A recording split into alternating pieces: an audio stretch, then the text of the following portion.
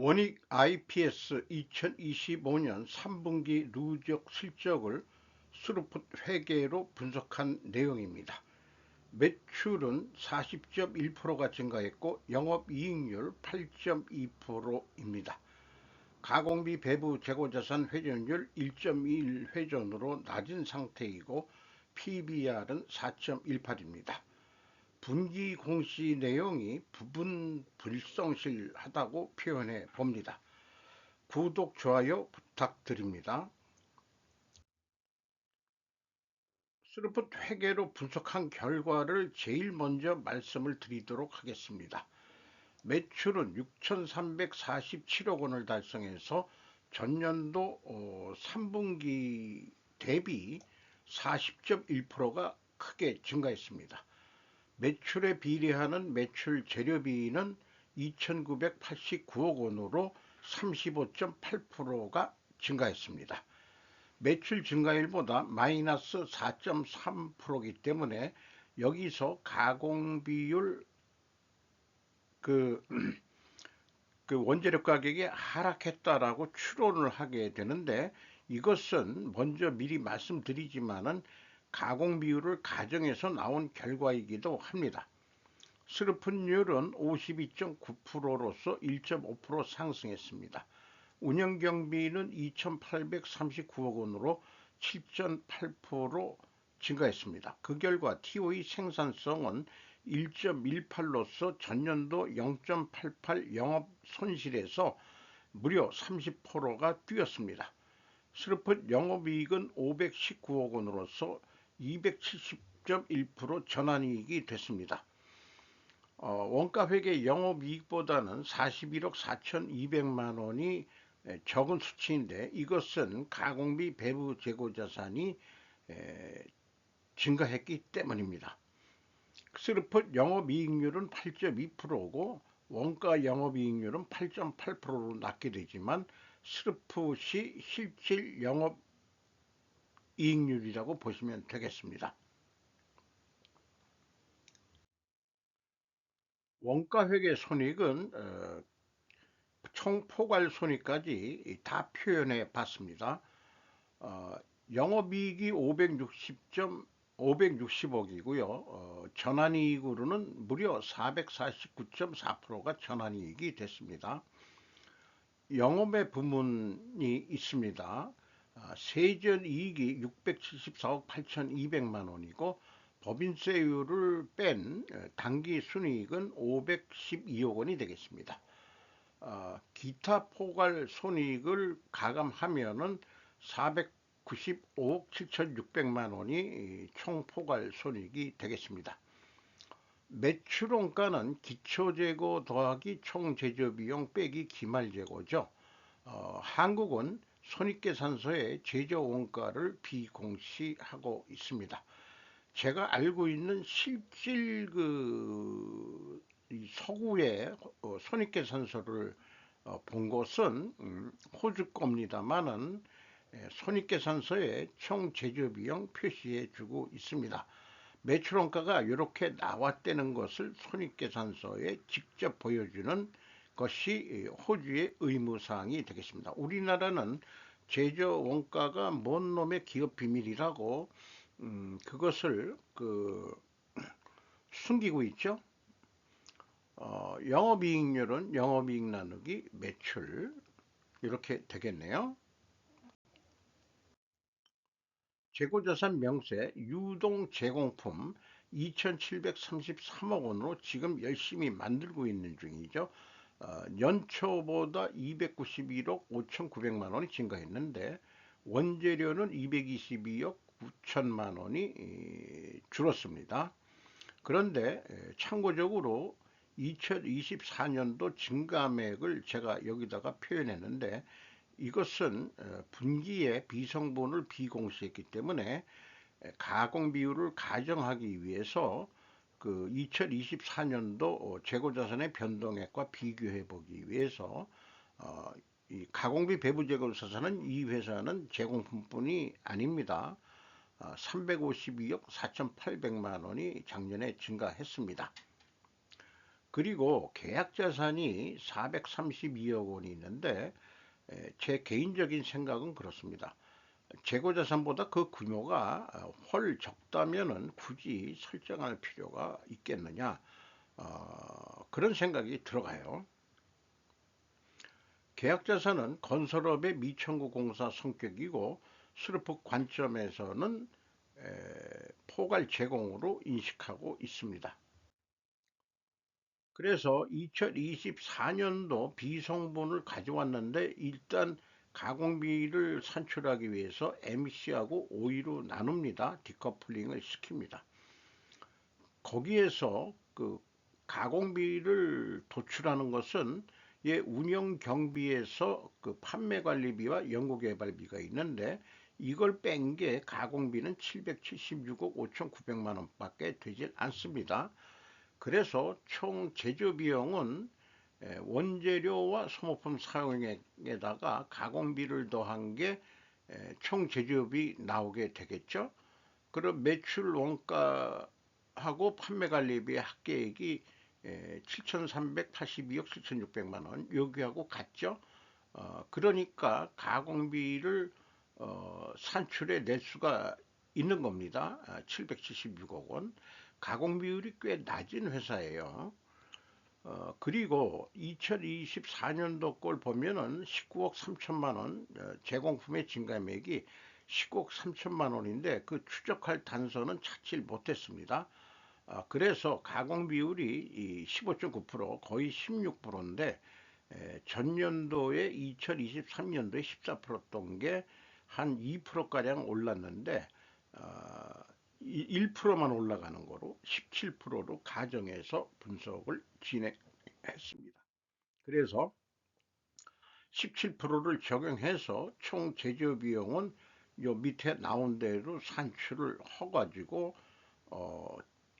총 제조 비용에서 가공비율을 곱한 게 가공비가 되겠죠. 가공비 더하기 판매 관리비는 운영경비가 되겠죠.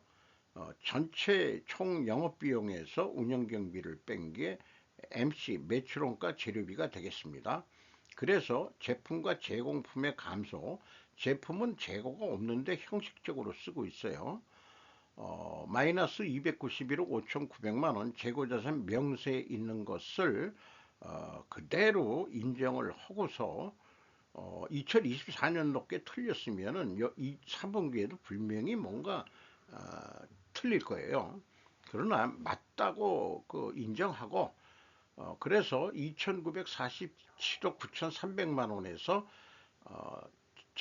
제공품의 그 증가액을 빼주면은 어떻게 되느냐?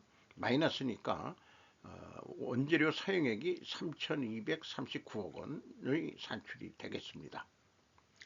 형사 사건을 수사로 비유함에 있어 원재료 가격 하락으로 가공 비율이 1.1% 상승했다고 가정하는 것인데 수사할 때도 가정을 하죠. 그래서 그랬지 않겠느냐. 그러면은 무슨 증거가 나오지 않겠냐 이렇게 되는데 그 입증되는 증거를 찾아가는 수사 과정을 한번 해보기로 하죠.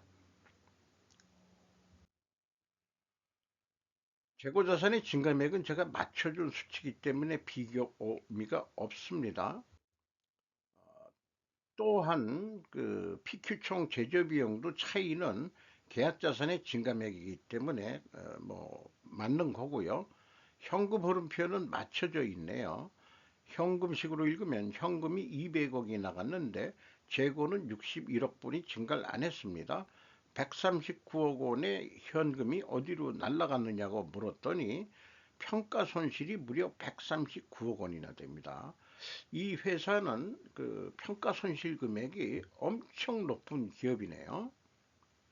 그리고 계약자산의 증감액을 비교해 보면은 갭이 또 나오게 되는데 현금식으로 하면은 계약자산 현금이 52억 4,500만 원 들어왔는데 계약자산 감소액은 47억 9,500만 원이다. 그러면 4억 4,900만 원이 어디서 계약자산이 더 생겼다는 얘기인데 이런 것들이 부풀림 현상 아니겠느냐. 그런데 작년에는 줄지 않았느냐? 이런 경우에는 또 대손상각, 그러면은 이 올해 거는 대손상각 환입을 잡은 거 아니냐? 이렇게 되는데, 미청구 공사 성격이기 때문에 개인적으로는 아직 청구도 하지 않은 놈을 뭔 대손상각을 하고 하느냐라고 저는 비판하는 입장입니다. 어쨌든 원가 회계하고 영업이익 차이는 41억 4,200만 원인데, 이것은 매출원가 재료비와 매출 재료비의 차이이기도 하고요. 재고자산 증가액, 제공품 증가액에서 가공비율을 곱하면 차이액이 검증이 되겠습니다. 운영경비는 2024년도 분인데 인건비가 1,529억 원이 나왔습니다. 1.6% 증가했습니다. 직원 수는 1,484명으로 122명을 줄였네요. 인당 평균 임금은 1억 300만 원으로 계산이 됩니다. 연구 비용이 많이 나가고 있습니다. 그 1,562억 원, 전년도에는 1,645억 원인데 연구 개발비로 돈을 벌어가지고 슬픈율은 높은데, 돈을 벌어가지고 어디에 돈을 많이 쓰느냐? 연구 개발에 많이 쓴다 이게요. 근데 우리나라가 R&D가 이렇게 총 운영 경비에서 R&D 비용이 거의 50% 가까이 된다 그러면은 뭔가 그렇게 계속 그 반도체 장비를 하려면은 그렇게 연구 개발을 해야 되는 모양이죠. 그런 것 같습니다. 의구심이 들어가는 건 있긴 있지만은, 경영평가지표로서 포괄 가공비 배부 재고 자산 회전율이 1.1회전 53.4% 상승했고요. 수르풋율은 1.49%가 상승했습니다. 동일 방향이면은 투명회계 가정을 일단 합니다. 총 자산 회전율은 0.5회전 올라갔지만은 3분기 기준에서는 0.75 정도가 나와야 바람직하겠습니다. 영업 구매 평가 지표로 수금 속도는 13.1회전, 대금 지급 속도는 7.6회전, 자기네들이 수금하는 속도보다는 돈을 좀 늦게 주네요. 자기네들 협력업체한테. 뭐 일반적으로 그렇습니다만은 그래도 내가 돈을 받는 속도만큼 협력업체도 돈을 빨리 줘야 원재료를 좀 저렴하게 살 수 있지 않겠냐, 이렇게 생각이 들어가요. 두퐁 자본회수율은 5.6%로 9%가 상승했습니다. T회전율 0.68로 16.9%가 상승했습니다.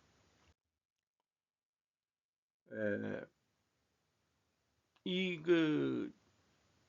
가공비 배부 재고 자산 회전율과 스르픈율은 그 역방향일 때 분식회계 개연성 가정을 하는데, 가공비 배부 재고 자산은 원가 회계에 의한 거를 인정을 비교하는 거죠. 슬픈율은 가공비가 배부 안 된 거로 산출해 내는 거기 때문에 이 가공비가 들어간 거에 대해서 분식을 했을 경우에 오차가 나지 않겠냐, 이런 가정을 하기 때문에 부식회계 개연성이 있다라고 일단 가정을 세웁니다. 그러면은 왜 그 이유는 뭐냐? 원가회계 가공비 배부 재고 자산 회계 재고는 재료비의 가공비를 배부하기 때문이다. 그것이 이제 근본 원인이기 때문에 개연성 가정을 한다.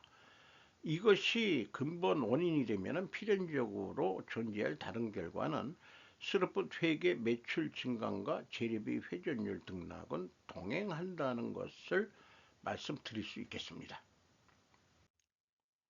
자, 두 가지가 다 상승해가지고 회계 투명성 가정을 했는데, 이를 입증하기 위해서는 원재료 가격이 하락해야 되고 판매 가격은 인상이 돼야 됩니다. 자, 원재료 가격이 하락했느냐? 못 알려드리겠습니다. 이렇게 나오고요. 참고적으로 구매액을 얘기를 했는데 원재료가 들어가는 게 데이터 TM 모듈 제너레이터 MFC 베폴라이제이션 시스템 그 다음에 파워 서플라이즈 뭐 이런 것들이 들어가네요. 기타가 가장 뭐 많습니다만은 이 3,500억 3,600만 원 구매를 했는데 자 그러면은 이것을 매입액을 적용해 가지고 원재료 사용액을 산출하면은 원재료 사용액이 아니라 원재료 사용액은 비성분에 나와 있죠. 역산해서 나온 거지만은 그러면은 매입액을 적용했을 때 이렇게 계산이 되는데 비성분 원재료 사용액 역산치지만은 488억이나 차이가 납니다. 그러니까 재고자산 회계를 못 믿겠다 꾀꼬리다 이렇게 얘기를 해야 될 것 같습니다. 제품 가격 추이도 못 알려드리겠습니다 하는 취지로 구절구절 설명을 하고 있습니다. 뭐 그럴 수도 있는 건지 아닌지는 모르겠지만 그래서 지금까지 분석한 것을 요약하면은 손익계산서에서는 가공비율을 상승한 결과로 원재료 가격이 하락하게 나왔고 비성분 쪽에서 아예 1.1% 상승 가정을 했었어요. 1회 아이 재고 회전율이 상승했고 수로분율이 상승했고 동일 방향 투명하게 가정을 했는데 비공개니까 투명성을 입증해두고 싶어도 뭐 회사가 사양하는데 뭐 어쩌겠습니까? 현실이 그러네요.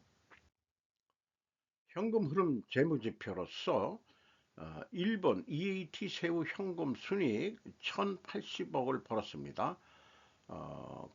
그리고 그 투하 자본에 대한 현금 수익률은 11.5%로 이것도 꽤 뛰었죠. EMS 영업활동으로 전체 유입된 돈은 153억 8,800만 원, 최종 270억 원의 현금이 유출이 됐습니다. 캐펙스 투자한 건 없고 오히려 줄어들었습니다. 그리고 잉여 현금 흐름 채권자한테 13억 7,200만 원 나갔는데 이게 이자 부채는 뭐 거의 없는 건 없는 회사고 재무 구조가 튼튼하네요. 주주 잉여 현금 흐름은 주로 이익 배당이 되겠습니다. 3분기까지의 누적 실적을 통해 가지고 그 연말 매출액을 예측해 보도록 하겠습니다. 그런데 이 예측은 납품 단가 결정이라는 맥락으로 비유를 해가면서 진행하겠습니다. 일반적으로 견적서를 내는 납품업체는 좀 부풀린다 하는 게 제 논리가 되겠습니다. 어, 먼저 스루풋 회계로 운영경비 기준에서 1 더하기 25% 3분기까지 75% 진행됐다면은 25% 해가 하고 영업이익도 1 더하기 25% 금액을 더해가지고 스루풋율 52.9%로 나누면은 연말까지 7,934억 원. 이걸 단가로 비하면은 79만 3,482원에 뭔가 하나를 팔겠다.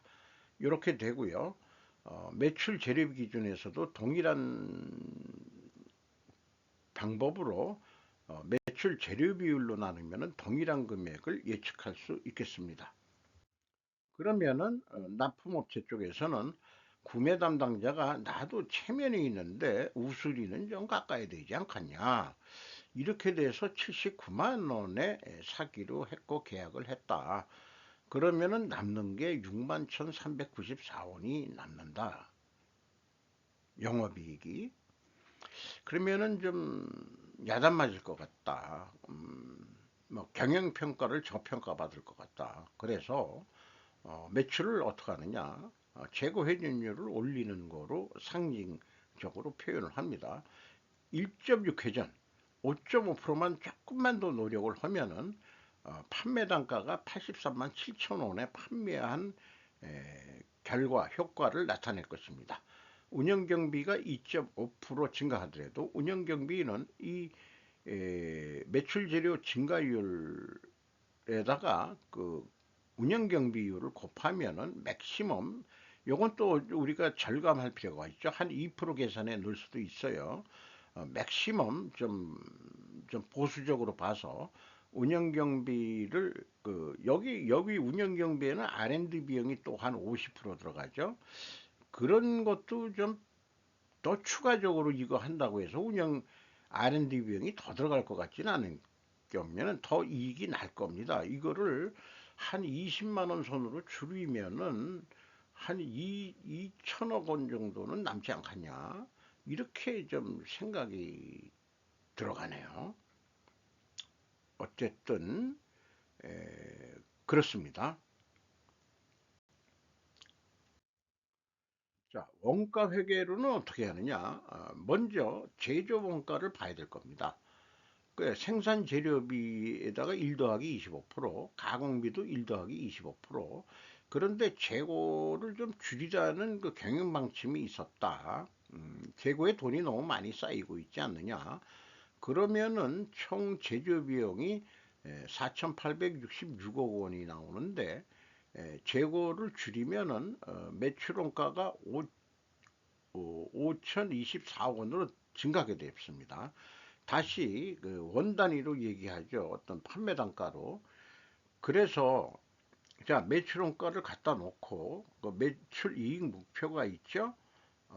그 다음에 판매 관리비 1 더하기 25%하고 영업이익도 1 더하기 25%. 이게 목표인데 이걸 다 더하면은 84만 5,761억 원의 판매를 하게 된다.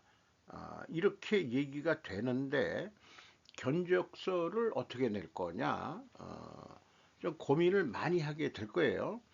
그러면은 견적서에 이 재고를 가감 안 하고 얘기하면은 82만 9천 원이 나오는데 영업은 재고 관계는 알 수가 없어요. 그러니까 내가 그걸 어떻게 하냐? 그래가지고 실제 약간의 부풀림, 에, 좀 재료비는 뭐 더 훅가시 안 하겠다. 죄송합니다. 일본 말을 써서 부풀리지 않겠다. 이렇게 되면은 그 마진도 좀 적게 보겠다. 이게 근데 마진도 조금 올리고 판매 관리비도 이게 좀 더 30만 원대로 올리고 그렇게 낼 수도 있는데 어쨌든 납품을 해야 되는 입장에서 좀 영업은 좀 적게 내려고 이렇게 노력하는 경우도 있을 거예요. 이거는 부풀림이 아니고 거꾸로 재고를 줄여야 될 때는 이 84만 5천 원으로 만들기가 자기네들은 어렵다 이런 얘기죠. 그런데 앞에서 봤듯이 스루펫은 아니 79만 원이면 되는데 뭔 얘기냐. 그러면은 남는 게 14,292원뿐이 안 남는다. 원가 회계는 재고가 줄어들면은. 그래서 5%를 더 매출을 해보자. 그러면 재고는 또 줄겠죠? 매출을 더 했으니까. 그러면은 남는 게 150, 15,759원 뿐이 남지가 않습니다. 이런 게 원가 회계가 참 예측을 하고 그 다음에 하기가 쉽지가 않다 그런 얘기죠. 그러니까 그런 원가 회계가 돌아가는 그런 기업에서 그 수주를 따야 되는 그 영업 지원의 그 영업 전투력은 아주 힘들 거예요. 그러니까 가격을 안 깎이기 위해서 얼마나 로비를 하고 또 잘 하겠는지 에, 참 영업직 사원들한테 뭐 박수를 쳐 드려야 될 것 같습니다. 어, 주가는 그 8만 100원으로서 연초 2만 3,200보다 무려 5만 6,900원이 뛰었습니다. PBR은 4.18까지 291%가 상승했습니다. 5% 이상 주주는 원익홀딩스가 32.9% 최대 요거가 딱 있는데 도대체 원익이 뭐 하는 회사인지 그러니까 최대 주주의 최대 주주는 또 원익이라고 있는데요. 30% 지분을 가지고 있고 그럼 원익의 최대 주주는 또 누구냐 했더니 유한회사 호라이즌이 46.33%, 사업보고서에서는 더 이상의 추적이 안 돼가지고 검색을 해보니까 유한회사 호라이즌은 원익그룹 창업주인 이용환 회장 가족의 개인 회사이며 현재 실질적인 소유주는 이용환 회장의 자녀 3명입니다. 장남 이규엽 씨가 원익 QNC 부사장을 하고 있고 약 지분 37%, 차남 이규민 씨가 원익 IPS 오늘 분석한 회사 약 37%, 장녀 이민경 씨가 케어랩스 대표로서 약 26% 지분을 소유하고 있습니다. 이용환 회장 본인은 현재 매우 미미한 지분만 보유하고 있습니다. 돌아가시기 전에 어떻게 편법 상속이 아니고 살아있을 때 우리나라 상속세 안 물기 위해서 미리미리 취업을 시키고 돈을 벌게 해가지고 그 돈으로 주식을 사는 식으로 하는지 어떻게 하는지 모르지만은 지분을 주가가 쌀 때 넘기지 않았느냐 이런 생각도 해보게 되네요. 어쨌든 이 회사는 생산 방식을 메이크 투 오더 수주 생산 방식으로 해서 시간 버퍼를 가지고 생산 관리를 해야 될 것입니다. 또한 CCPM도 적용해 볼 필요가 있을 겁니다.